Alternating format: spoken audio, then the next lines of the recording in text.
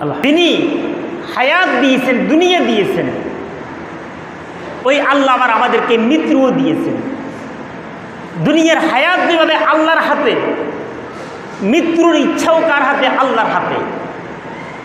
দুনিয়ার হায়াতের পরিকল্পনা যেভাবে আল্লাহর হাতে, মৃত্যু আল্লাহর হাতে। আমি মিথ্যা বলতেছি যদি ওই সময় মৃত্যু হয়ে যায়, আমি নেশা করতেছি যদি ওই সময় মৃত্যু হয়ে যায়, আমি সুদ খাইতেছি যদি ওই সময় মৃত্যু হয়ে যায়, আমি গোশ খাইতেছি যদি ওই সময় মৃত্যু হয়ে যায়, আমি মসজিদ ভাঙতেছি যেভাবে ভারত মসজিদ ভাঙতেছে যদি ওই সময় মৃত্যু হয়ে যায়। আল্লাহ পাক মৃত্যু কেন দিল? মৃত্যু দেওয়ার কারণ কি? আল্লাহ দিয়ে খালাকাল মাউতা ওয়াল হায়াতা লিয়াবলুয়াকুম আইয়ুকুম আহসানু আমালা। আল্লাহ পাক বলেন সূরা মুলুকের 2 নম্বর আয়াত, আমি জীবন দিয়েছি, দুনিয়ার হায়াত শেষে মৃত্যু দিয়েছি, মানুষকে, পুরুষকে, মহিলাকে, মোমেনকে, মোমেনাতকে পরীক্ষা করার জন্য। স্কুল ছাত্রদেরকে পরীক্ষা করার জন্য পরীক্ষা নেই, মাদ্রাসা ছাত্রদেরকে পরীক্ষা করার জন্য পরীক্ষা নেই, ভার্সিটিগুলো ছাত্রদেরকে পরীক্ষা করার জন্য পরীক্ষা নেই। অনুরূপভাবে আল্লাহ পাক আমাকে আপনাদেরকে দুনিয়াতে পাঠাইছে, প্রেরণ করেছে আল্লাহ। আল্লাহ কি আমাদেরকে হিসেব নিবে না? আল্লাহ কি আমাদের থেকে হিসেব নিবে না? আল্লাহ কি আমাদেরকে পরীক্ষা করবে না? আল্লাহ পাক আমাদেরকে পরীক্ষা করার জন্য দুনিয়া শেষে মৃত্যুই দিয়েছে। সুবহানাল্লাহ। দুনিয়া যেভাবে দিয়েছে আল্লাহ, মৃত্যুও দিয়েছে কে? আল্লাহ। ওই আল্লাহ দুনিয়া শেষে মৃত্যু পরীক্ষা করার জন্য, এই পরীক্ষা যদি আমরা যদি সফলতা অর্জন করতে পারি, নিজের জীবনটা হচ্ছে সাকসেস, সফলতা। আর এই পরীক্ষা যদি আমরা যদি না টিকি, তাহলে আমরা অকৃতকার্য।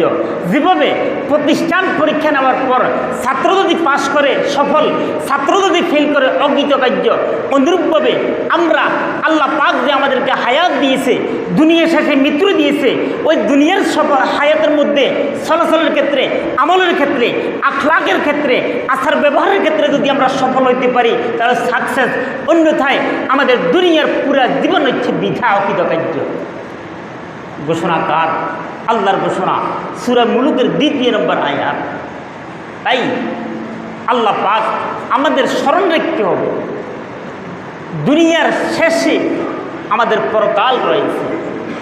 এই পরকালটা সকল ধর্মের মতে, কিন্তু কেউ পরকালের উপর আমল করে, কেউ করে না। সকল ধর্মের মতে পরকাল নিশ্চিত, দুনিয়ার হায়াত শেষে পরকাল নিশ্চিত, মৃত্যু নিশ্চিত। কিন্তু আবার এই মৃত্যুটা কখন হবে? এখন আমরা তো মনে করি দুনিয়াতে আমার আব্বা পেয়েছে 60 বছর হায়াত, আমি পাবো 60 বছর হায়াত। আল্লাহ পাক কোরআনুল কারীমের সূরা আম্বিয়ার 1ম আয়াতের মধ্যে আমাদেরকে লক্ষ্য করে ঘোষণা করলেন, ইকতারাবা লিন-নাসি হিসাবুহুম ওয়া হুম ফি গাফলাতিন মুরিদুন। আল্লাহ পাক বলেন ইকতারাবা লিন-নাস, অতি নিকটবর্তী, হিসাবুহুম ওয়া হুম ফি গাফলাতিন মুরিদুন। মানুষের হিসাব, মানুষের দুনিয়ার হায়াত, মানুষের মৃত্যু অতি নিকটবর্তী, অথচ মানুষ এখনও অলস, এখনও গাফেল। আমরা স্মরণ রাখবো কোথায় আমাদের দাদারা চলে গেল, কোথায় আমাদের বাপ চলে গেল। আবার কারো কারো বাপ থাকা অবস্থায় সন্তানও মারা যায়, আবার কারো কারো বড় ভাই থাকা অবস্থায় ছোট ভাইয়েরও মারা যায়। এখন হচ্ছে কার পালা? আমার পালা, আপনাদের পালা। পৃথিবীর সর্বপ্রথম নবী রাসূল আদম আলাইহিস সালাম কোথায় চলে গেল?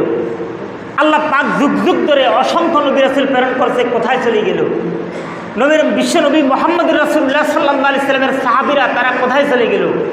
যারা সাহাবীদেরকে দেখেছে তাবেঈরা তারা কোথায় চলে গেল? যারা তাবেঈদেরকে দেখেছে তবে তাবেঈরা তারা কোথায় চলে গেল? আমার পূর্বপুরুষরা তারা কোথায় চলে গেল? আমার দাদা কোথায় চলে গেল? আমার বাপ কোথায় চলে গেল? আমার আম্মা কোথায় চলে গেল? আমার পরিবারের সদস্যরা কোথায় চলে গেল? আমার প্রতিবেশীরা কোথায় চলে গেল? তারা যেখানে চলে গেছে ওই কবর, ওই মাটি এখন আমাকে ডাক দিচ্ছে। সম্মানিত হাজিরিন মসজিদ, আমরা মনে করেছি রং বেরঙের দুনিয়াতে আমরা ইচ্ছাকৃত চলবো, ইচ্ছাকৃত কথা বলবো, কিছুক্ষণ মসজিদের বিরুদ্ধে বলবো, কিছুক্ষণ আল্লাহর বিরুদ্ধে বলবো, কিছুক্ষণ মন্দিরের বিরুদ্ধে বলবো, কিছুক্ষণ নবী রাসূলদের বিরুদ্ধে বলবো, কিছুক্ষণ মসজিদকে ভাঙ্গার কাজে সহযোগিতা করব, কিছুক্ষণ মসজিদের টাকা চুরি করব, কিছুক্ষণ সুদের টাকা ব্যবহার করব, কিছুক্ষণ ঘুষের টাকা ব্যবহার করব। আল্লাহর কসম করে বলতেছি, দুনিয়ার প্রতিটি বিন্দু বিন্দু পরিমাণ, প্রতিটি রাত, প্রতিটি দিন, প্রতিটি সেকেন্ড, প্রতিটি মুহূর্তের হিসেব আল্লাহ পাক রব্বুল আলামিনের দরবারে দেওয়া ছাড়া পরকালে আল্লাহ পাক এক কদম ডানে বামে তাকাতে দিবে না। কাদেরকে? আমাদেরকে। ক্ষমতা কার? আল্লাহর। আমি বাংলাদেশের রাষ্ট্রপতি, কোনো লাভ হবে না। আমি বাংলাদেশের প্রধানমন্ত্রী, কোনো লাভ হবে না। আমি বিশ্ব ব্যাংকের অমুক, কোনো লাভ হবে না। আমি বাংলাদেশ ব্যাংকের গভর্নর, কোনো লাভ হবে না। আমি বাংলাদেশ সরকার অর্থ সচিব, কোনো লাভ হবে না। আমি অমুক পৌরসভার মেয়র, কোনো লাভ হবে না। আমি অমুক পৌরসভার সদস্য কমিশনার, কোনো লাভ হবে না। আমি মেম্বার, কোনো লাভ হবে না। আমি চেয়ারম্যান, কোনো লাভ হবে না। আমি মসজিদের খতিব, কোনো লাভ হবে না। আমি মসজিদের সভাপতি, কোনো লাভ হবে না। আমি মসজিদের মুয়াজ্জিন, কোনো লাভ হবে না। ক্ষমতা কার? আল্লাহর। ক্ষমতা একমাত্র কার? আল্লাহর।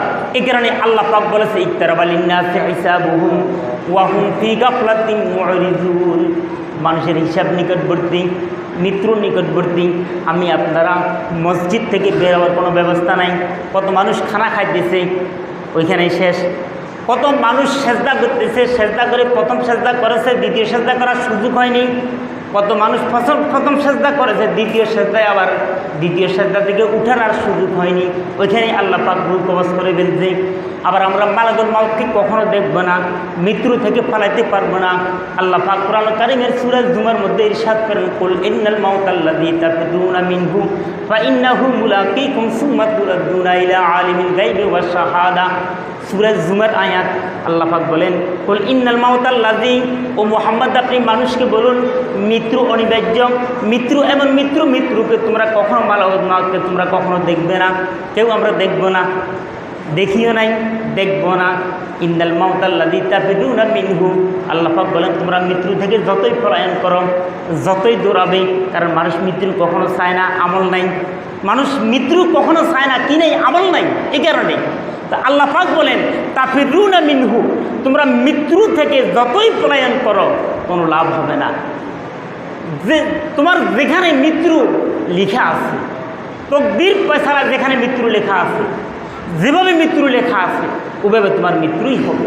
সম্মানিত হাজিরিন মসজিদ, আমরা এখান থেকে বাংলা বাজার যদি যাই, পকেটে যদি কিছু যদি থাকে বাজার আনতে পারবো, আর পকেটে যদি কিছু যদি না থাকে বাজার কখনো আনতে পারবো না।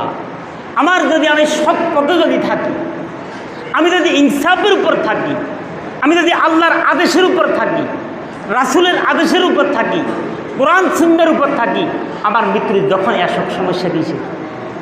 আমার পকেটে যদি টাকা যদি থাকে আমি বাজার নিয়ে আসতে পারবো, আর পকেটে যদি টাকা যদি না থাকে বাজার কখনো নিয়ে আসতে পারবো না। আমার আমল যদি থাকে মৃত্যু আসবে, সমস্যা কিসের? আমল করেছি আল্লাহ পাকের সন্তুষ্টির জন্য, আবার আল্লাহ পাক মৃত্যু দিবে, সমস্যা কিসের? আর আমার যদি আমল যদি না থাকে তাহলে আমার জন্য কি আছে?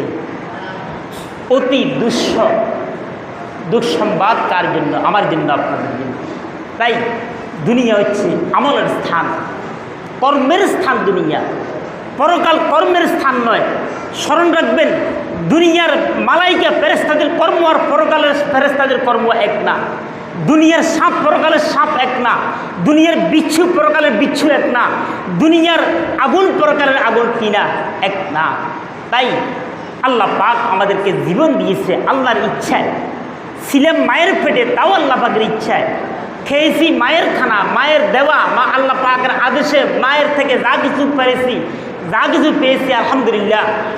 এরপর দুনিয়াতে আসছি, রং বেরঙের দুনিয়াতে। আল্লাহ পাক আমাদেরকে আপনাদেরকে অযথা অকারণে সৃষ্টি করেনি। আবার আমরা আমাদের ইচ্ছা যে দুনিয়াকে ত্যাগ করব না, এরকম না। ক্ষমতা কার? আল্লাহ।